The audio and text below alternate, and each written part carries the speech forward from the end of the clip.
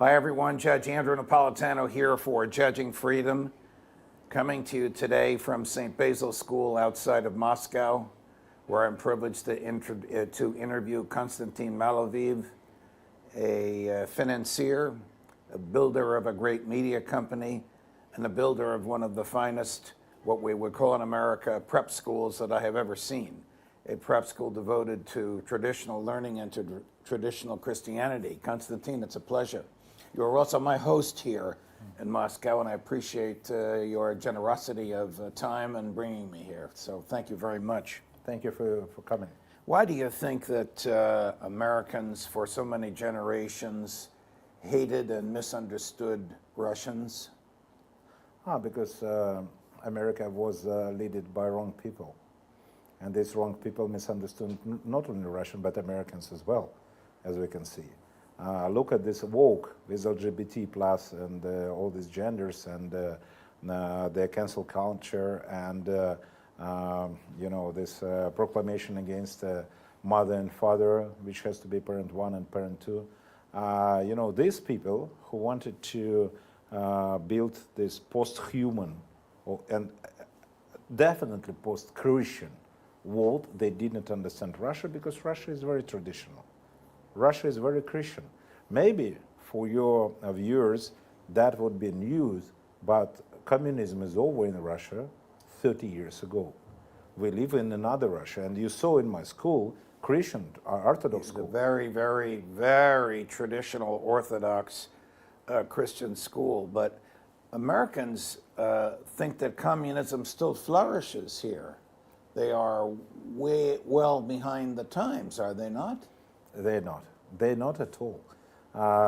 Supporters of Communist Party in Russia are something like 10%, less than, and for youngsters even less.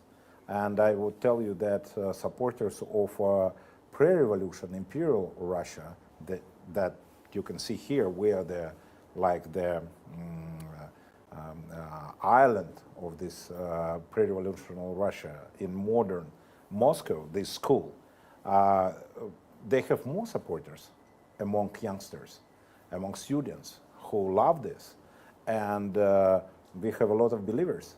Russia built or rebuilt, let me say, after Soviet era, 30,000 churches, hundreds monasteries were rebuilt, reconstructed, restored, or built from scratch within the last 30 years. This is for Christianity. This is the biggest triumph ever. How did an Orthodox Christian society, which is contemporary Russia today, come out of the ashes of the old Soviet Union? How did that happen? Because of blood of our martyrs. This is very similar to what happened with Christianity of the first ages. Christianity started with martyrs. When you remember, they were eaten by lions, they were fired up in Neron time, and because of their blood, their prayers, and martyr is a evidence, yeah? Martyr in Latin, this is witness in English. So martyrdom, this is evidence of us to believe in heaven, that we believe that eternal life more important for us than this life. Yes, please. Did the Russian people harbor a traditional sense of Christianity even during the repressive communist and Soviet years? Not all of them, but after revolution we have so many martyrs that a Russian church had known within 1,000 years of its existence. After revolution we had more than 1,000 new martyrs, the people who did not follow atheistic, communist, Bolshevik approach. They were murdered, killed by Bolsheviks, they tortured, so these people suffered a lot. And with their blood, with their prayers, led by our Saint Tsar Nicholas II, because of them, we have this renaissance of Christianity in our days. We based on their blood and their evidence of their faith. How did Russia transform from a planned central economy to a free market economy that it has today? That's happened in late 80s and early 90s. Unfortunately, with the help of USAID and other consultants from US. And this move from a planned centralized economy to the free market economy was a disaster. That was a disorder. People became to be poor immediately, 99% of them. And 1% of them became to be very rich. We call them oligarchs now, but of course they are not close to Wall Street oligarchs, let me say, the people who is behind BlackRock or KKR or State Street, who is behind Federal Reserve. But these small Russian oligarchs, they helped, they were servants to help international investors, so-called, to seize, to grab, to make money on Russian Soviet assets. I would give an example. I knew this very well because I started my career as a young lawyer those days, back to early 90s, so I remember this. How it was. Soviet Academy of Science made evaluation that all assets that has to be privatized in Russian Federation has to be evaluated like 2 billion rubles, that time Soviet rubles. But after reformers backed by Soros and others, USAID consultants in Russian government, they voluntarily decided that 2 trillion is too much. Let it be 16 billion. So 1% from the real value. And they made vouchers, such a certificate, for each citizen of Russian Federation back to year 1993. So based on these vouchers, you can buy a piece of national welfare, national prosperity. Of course, people sell this, sometimes for the bottle of vodka, sometimes for a few rubles, to these speculants. And the speculants sell this after to the guys like Soros.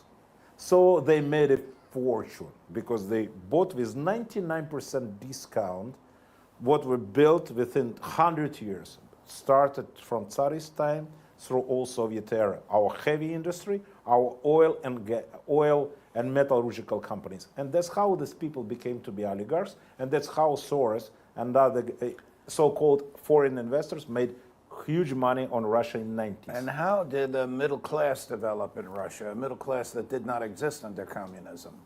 Before Putin came, before the beginning of 20s, in 90s nobody takes care about middle class, as I told you. That was a small percentage of people who helped this privatization and foreign investors, and other people who became more poor than in Soviet time. Relatively, they have not been so poor, so they can eat. There's nobody is in Russia. We are a social state. Everybody has an apartment, which is different to America, because in Soviet time everybody lived in their apartment, and they were privatized for nothing. So people had their apartment. They didn't live at the street, but still comparable to this new rich, or so-called new Russian rich. Of course, people were very poor. But when Putin came in the beginning of 2000, it started a different economy, and this middle class started to appear. Why? Because oligarchs were limited by Putin. Their growth by other population were limited. They became not to be so rich. The difference between 10% of poorest and 10% of richest became to be less than was in Yeltsin's time. So that was the start of Putin's policy. Putin arrested in jail the most arrogant oligarchs, and other oligarchs understood that this country belonged not to them more. So this government belonged to government again. So that was his first time in the beginning of 2000 when he just came, and thanks to his victory, we live now in the country when you have a lot of middle-class people, people who live a much better life than in Soviet time. Much, much better. How I wish the American public and American leadership before Donald Trump we'll talk about President Trump in a minute, could understand that the Russian people are happy and prosperous and free. The Americans don't understand that. In fact, the American elites don't even believe that. In fact, the neocons think that they know what's better for Russia than what the Russian people want for Russia. The problem of this Leo Strauss pupils that they believe that they know better for everybody how to live. They want to teach all people all around the world, Chinese how to be better Chinese, Russian how to be better Russians, so they know better than we are who we are. We happy with President Putin because he's the best Russian leader for 100 years. We're happy to have such a leader. We never had a leader like him since Nicholas I. At Nicholas I's time, our population grew up, 30% within 25 years. Russia grew up economically more than the U.S. Right. We've been number one in the Europe. And only when Putin came, we can feel now that we have a leader who thinks about national interest about more than of anything else.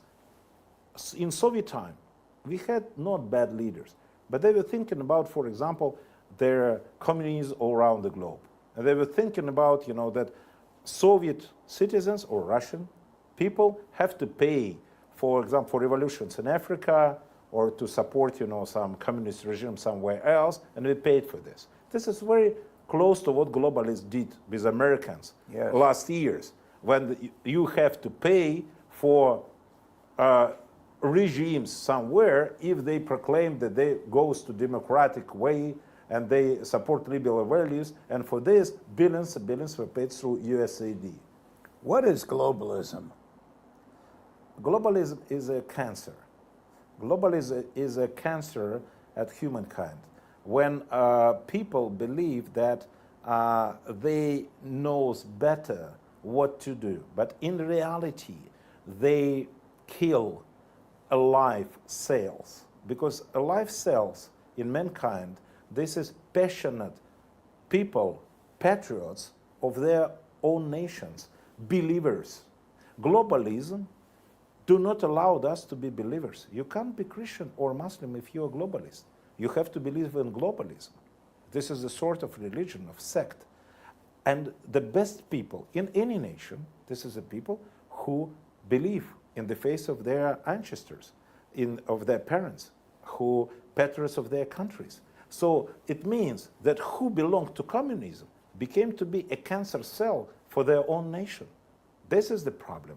So globalism, this is not something that could be a scholastic experiment or idea. This is something that crash and ruin your natural organic nation and natural organic destiny and national organic mission. So it means that you're Russia, you have to do what is good for Russia. For France, you have to do what is good for France. But globalists, they teach us what is good for them, for globalists. This brings us to the concept of realism, that a country has a legitimate sovereignty and legitimate security needs, and every other country must respect that. Absolutely, absolutely. That is a major awakening in United States foreign policy. I mean, look at United States foreign policy towards Russia. It's like you turn the battleship around on a dime in 50 days. Mm-hmm. The Russians must be ecstatic at what President Trump has done vis-a-vis Russia since he became president the second time. And we appreciate this. We understand what he did. We understand that what he's doing, this is of course not in best interest of Russia. This is in best interest of US. But Russia national interest now in line with what he's doing. And we appreciate it because we talk to somebody pragmatic. Like you can say that, listen, this is good for you and this is good for me, let's make a deal. Because previously, with Biden administration, with all these globalist neocons, you have no discussion because they say, you have to do this because according to our sect rules or our secret books, you have to do this. I say, why? They said, there is no discussion about why. Because we dictate you to do this, or otherwise you are demon, you are evil, and we would do the page of time with demonized face of you. What is your understanding of the origins of the special military operation in Ukraine? The very deep root origin of special military operation is that we are a divided nation. We are Russian people, divided nation, for three parts: Belarus, Ukraine, and Russia. We were one country back 100 years ago. When Bolsheviks made a revolution in 1917, they split us for many so-called Soviet republics, us, Russian people. Some of these Soviet republics were split with people of different nationality, like, for example, Georgia. They respected old Christian nationality. We know them. We live with them 1,000 years nearby. We know that they are different. They are Orthodox, but they're different. But Ukraine and Belarus, they're not different. They are us. There is no difference at all, not genetically, not culturally, no language-wise. Ukrainian language appeared just 100 years ago as it is now. And last 30 years, they invented a lot of new words to say this is a new language. Our families divided, and half of Ukraine were created as a civilized area just back 200 years ago when Catherine the Great conquered this area from Turks that called Wild Field those days, and built up all this, Donbass, Odessa, Nikolaev, Crimean city, all of this were built in Catherine the Great time. And Russian Empire invested a lot. That was for us our mission, to civilize this area. So this area was civilized, that was our area, our people lived there, and suddenly, 30 years ago, that became to be a sovereign state because Soviet Union split it, so we were separated in different 15 sovereign state in year 1991. But as I told you, some of them, as Georgia or Armenia, they're separate because of nationality and language. Right. But they speak the same language. They are Russian. That's us. We have to be united. The deep root and the origin of special military operation, that if somebody separated part of us from us, there are two ways of us to join together back. First, peaceful way, like with Belarusian. We are peacefully coming closer and closer with Lukashenko, Belarus, and now we have a union state, which is almost same state. You know, we never have any fight between Russia and Belarus. We are biggest friends. We economically tighten, and this is only to prosperity of our people. And you see how these globalists hate Lukashenko for this. And now they very like Ukrainian leaders who nothing did for their country. Look at the results of Belarus, economical results, GDP per capita, and look at Ukrainian results, how poor they are. But USAID and other sources of this world so like Ukrainian because most important for them were to be anti-Russian. And now that is why there is no peaceful way for us to be split. The deep root of this, that people who live there, they want to live in their own country, in Russia.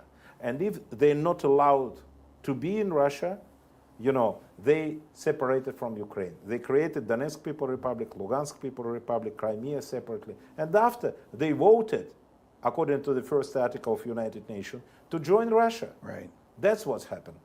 If that would be the real voting without any threat in other regions of Ukraine, half of Ukraine would join Russia. Even now, after the war. How was Russia provoked? How it has been provoked? Yes, into the special military operation. By President Biden personally, first. Can you remember that September year 21, Putin wrote a letter to NATO leaders and European leaders and to President Biden with national security demand from Russia. Like he just sent this letter at the diplomatic channel with all these points that our national security has to be guaranteed instead of provocation and acceleration of the violence in this area. That means, first, NATO couldn't make any move closer to Russia because that means a threat. Keeping in mind that NATO promised 20 years ago, didn't move east, and it moved after Berlin Wall collapse. And so we do not believe in your words more. So we need written guarantees from you that Ukraine would not be in NATO more. So we need a guarantee that you would not put your troops and your bases in NATO again, because this is a threat for Russia. What President Biden answered for this in Geneva, I think in the beginning of January of year 22, 1 month before special military operation, he answered, we do not take care. I didn't even listen to, I didn't even look at this letter. He didn't want to prevent not only the war, to prevent a conflict. He provoked this first diplomatic and then military conflict. Do you think that the United States of America, under President Biden, attempted to use Ukraine as a proxy war against Russia, as a battering ram to drive President Putin from office? Of course, definitely. More than that, as I understood, President Biden had a very personal relations to Ukrainian issue generally, and not only because of Hunter, and even before, because President Biden was vice president back to Obama time, when President Putin returned to his office after Medvedev's turns, back to year 12. And President Biden was in charge to avoid this, to push Putin do not come back to his office. And he tried to, through their agents in Moscow, to put maximum efforts for Putin do not come back to his office.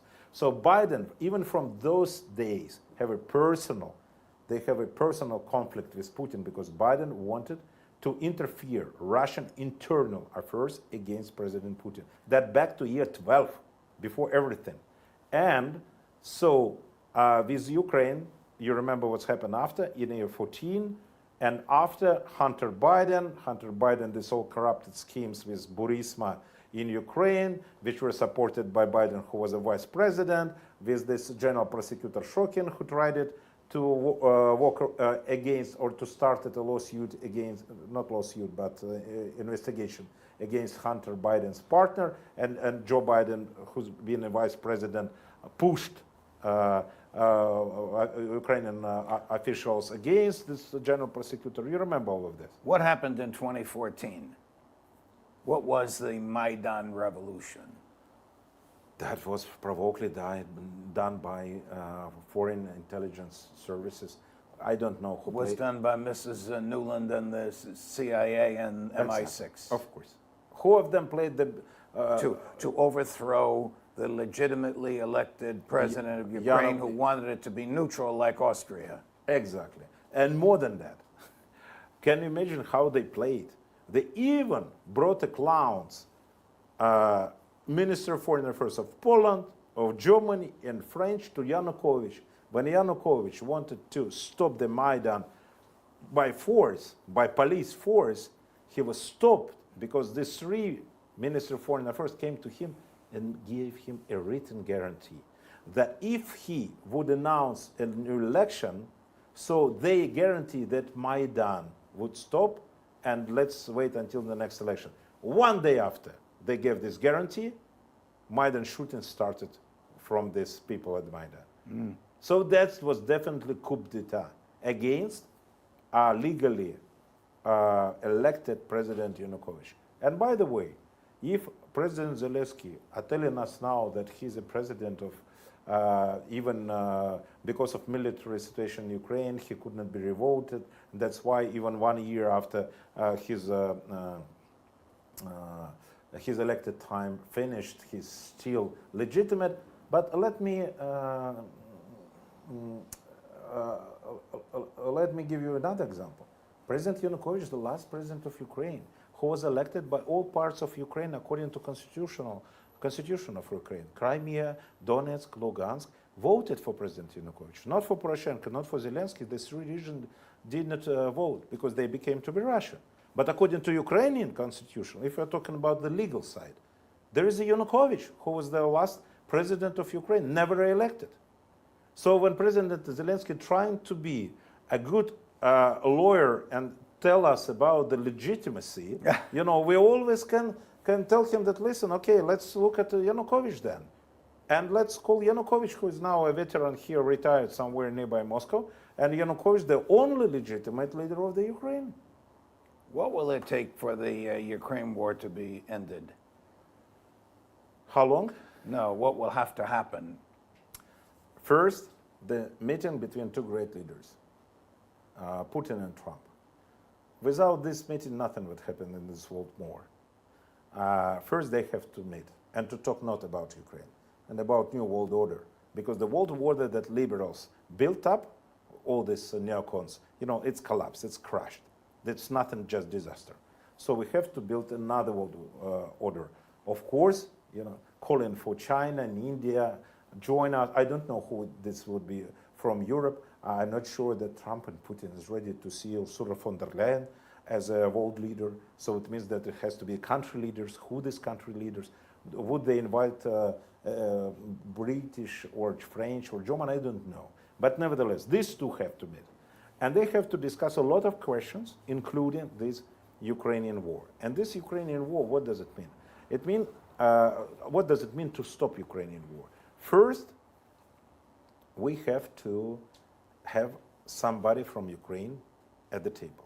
We have now not legitimate Zelensky, quite arrogant in his behavior, as we saw, with whom we can discuss what if this guy is completely inappropriate for the role he's playing now. Of course, he's a good actor. I saw his movie. He's a Russian actor. He's not Ukrainian actor. He's a Russian actor because he always speaks Russian. We never heard him speak Ukrainian 40 years of his life. He's comedy actor, Russian comedy actor. I saw the movie with him. And so he plays now a brutal role of the guy, who's like always dressed in, I don't know where, done Indonesian suit or whatever, what is that? Because he's showing that he suffered from the war. Why he suffered by his sweatshirt, I don't know. But he believed that it's nice. Okay, in this nice sweatshirt, he's playing this brutal role. Right. But this is not more for role now. This is not more play. Because he could play before when there was a war between Biden, let me say, and Putin, when he was just like a marionette, and he was governed from US. Now, US is telling him, now go to the peace, table. We would tell you what to do. And he didn't switch the role yet. So now we would see how he would switch, how he would make the shift. When President Putin and President Trump meet, what will President Putin say to Donald Trump? What will his goal be? The goal of President Putin, as he said, and he is very straightforward years and years, this is the protection of national interest of Russia. And he never changed his priority. He's the man who serves Russian interest.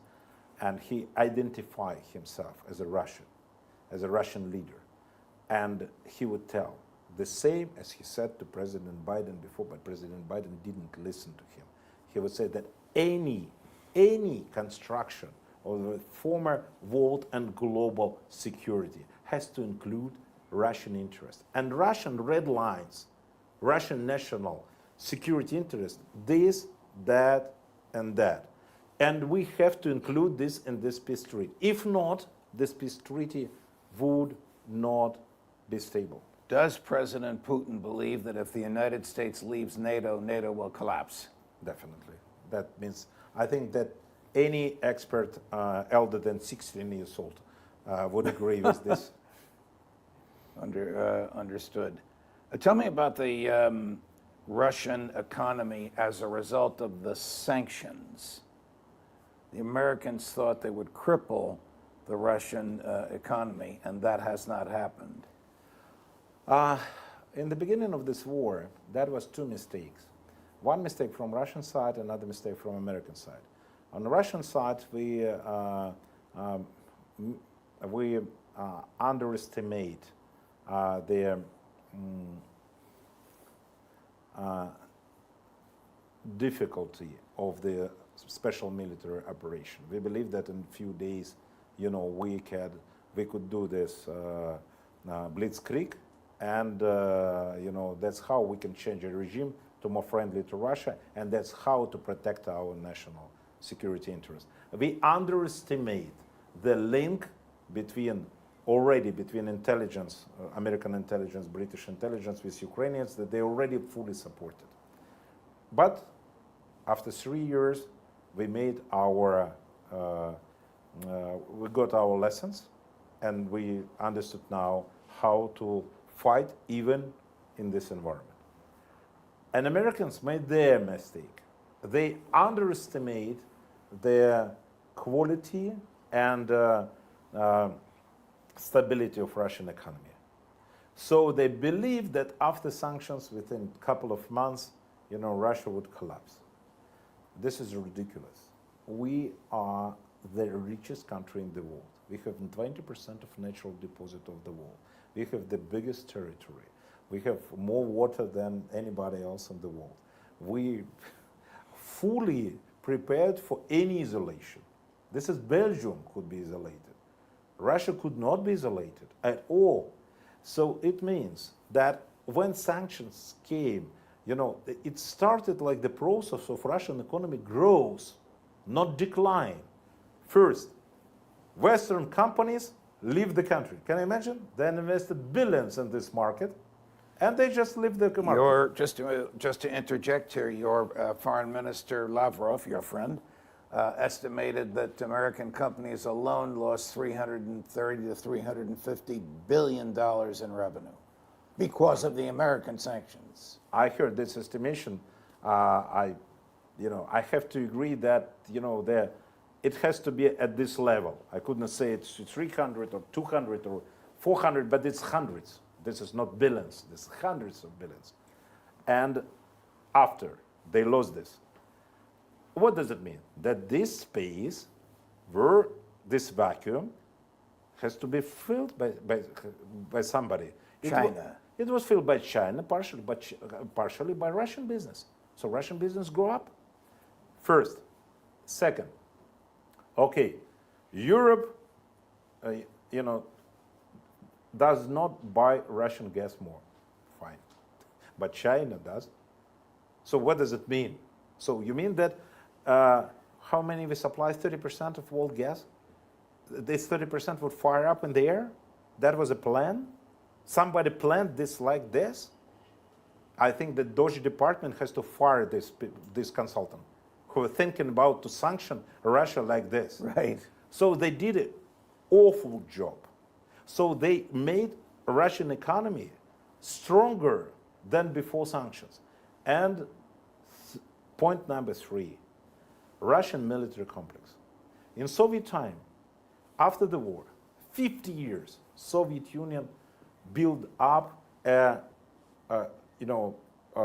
creme de la creme, best of the best military complex in the world. It was based in a different provincial city of Russia.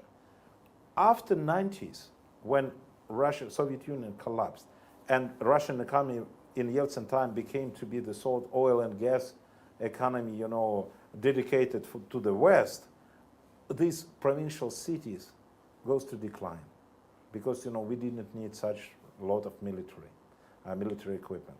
So we had a demographic problem, we had a lack of jobs there, so we have a social problems in the city. Can you imagine? They have a renaissance now. 3 years, they have 3 shifts per day. So people have jobs there. They have all the index of happiness, the social index is growing up in all these cities all around Moscow, St. Petersburg. Because only in Moscow, St. Petersburg, you have all these financial giants and you have the service companies. But in provincial cities, you have this industry. And now all of them work. So this is number 3, what happened with Russia because of sanctions, because of war. So now we have growing economy. With our business replaced Western brands. With our oil and gas now just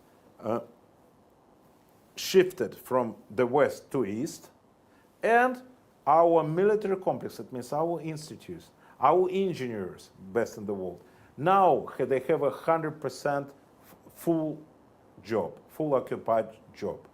So why we have to suffer from this? So these sanctions played a good role for economy, but They really hurt only one category. They hurt oligarchs. The people who made money in 90s, helping the West to make their money at poor Russians. How do you think? These oligarchs, how popular they are in the country. So nobody takes care about do they suffer or not. Right. So they really, whom they hurt, the biggest their supporter in the country. Bravo. What could we say to the people who works in OFAC to fight with Russia in economical way? What did the sanctions do with respect to Russia's trade with and closeness to China? They make us as close as it could be. Is this a good thing for Russia to be close to China? They are our friends now. They are our closest friends because the West, our enemy, and the best West can do for us not to be so close with China show that they are not enemy. When President Macron are playing some game or some role, he's not a global thinker. But President Trump and his administration is global thinking. They could not avoid the issue about our relations with China. Because now we already signed a contract for 10 years for a lot for import and export. We are very close already. So that relationship must last for 10 years, no matter what the Trump administration and the Putin administration agreed to. If they wouldn't agree, it would be another 20 years. So because all this, this is heavy industry agreements. So they works for years. So for example, if tomorrow sanctions would be lifted and American business would come back to Russia, of course, when they would pay penalties for this. Because they run away illegally according to Russian legislation. But even if we would imagine they would return tomorrow, it would take years to get the same level of investment climate as Chinese has now. Got it, got it. You yourself were sanctioned, personally sanctioned by the American government. For what? For what reason? For support of Crimea and Donbass in year 14. And I supported Crimea and Donbass. I am not against this. This is American, this is their deal, what they can do. If they want to sanction me, this is their issue. They can sanction me only in the West, because in Russia I am a respected patriot, and no any sanction can hurt me in Russia. More than that, I can hurt American business here. This is why I made a lawsuit against Google when they banned our YouTube channel of my media in YouTube. We lawsuited Google here. We made them bankrupt in Russia. And we got 10 billion rubles, which is $100 million from them, and sent it to the purpose of military operation as a donation. And now we are chasing them all around the world with our execution list in a different jurisdiction. So, and we would continue this fight until Google would not switch me on YouTube. Why would Google not switch you on YouTube? Because they're following American sanctions. And the American company. The problem of sanctions is that America believe in their legislation, you know, you've been judged, that America believe in supranational sovereignty of their decisions. So if there is a decision of United States government, that has to be executed all around the globe. But this is, you see, this is a conflict with national legislation of different countries. And so it means that in Russia, this is violation of Russian law to execute an American sanctions. And in Turkey, this is violation of Turkey law to execute an American sanctions. Will Russia stay in BRICS? Yes, for now.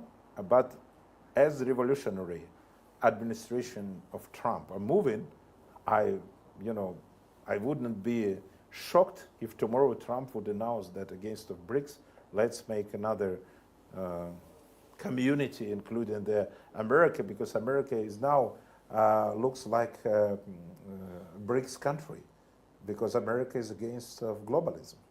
How detrimental was it for President Biden to refuse to speak to President Putin for 3 years, and for Secretary of State Blinken to refuse to speak to Foreign Minister Lavrov for 3 years?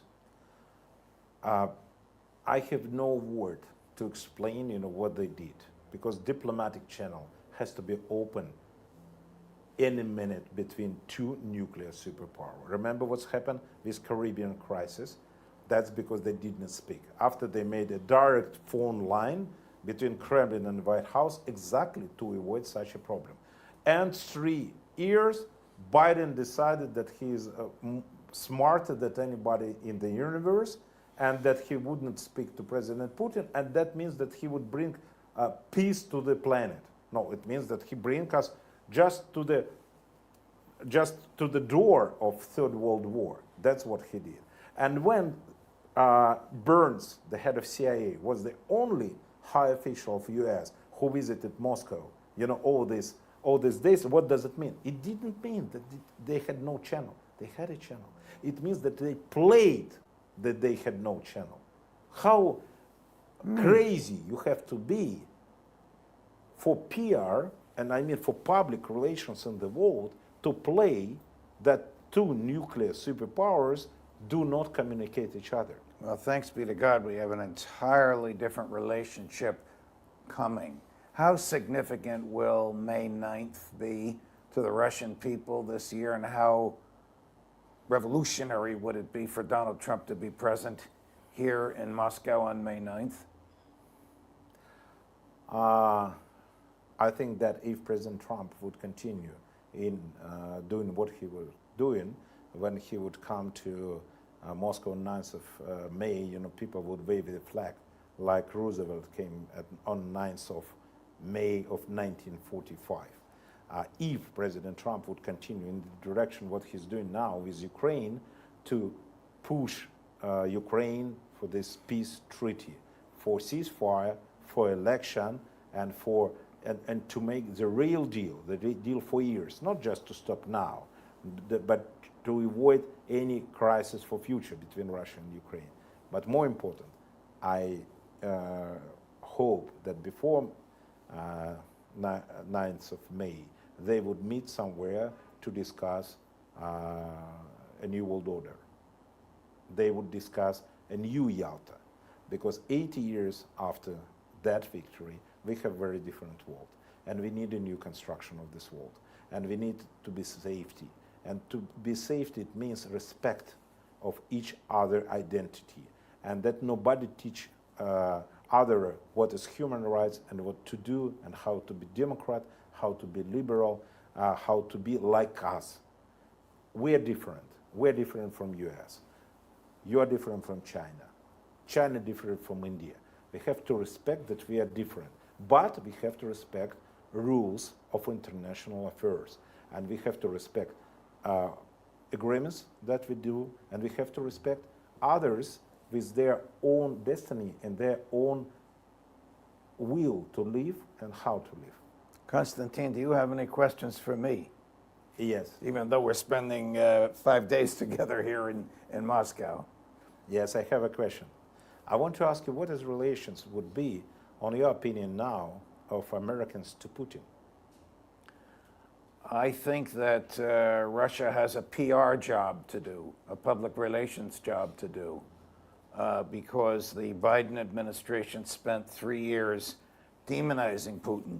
Even the present Secretary of State, Marco Rubio, when he was a senator from Florida, said horrible things about President Putin. It will take a long time to undo that, but I believe it will begin with an abrazo vert, a hug between President Putin and President Trump, and them being seen together in a variety of different environments, and coming out with agreements that will produce prosperity and peace. But it's not going to change overnight. I mean, generations of Americans, unfortunately, have been raised thinking that Russia is evil and the Russians are backwards. They have no idea of the freedom and prosperity that exists in this country, which, thanks to you, I've been privileged to see. They need to know that. So the Russians need the Russian government needs to engage in public relations and outreach. We would hope that our interview would be a small step ahead of telling truth about Russia. I think so as well. It's been a pleasure to interview you. I know you're very busy and there are many demands on your time. Giving all this time to me and to my listeners is very joyful. Thank you, Konstantin. Thank you, Judge. Of course.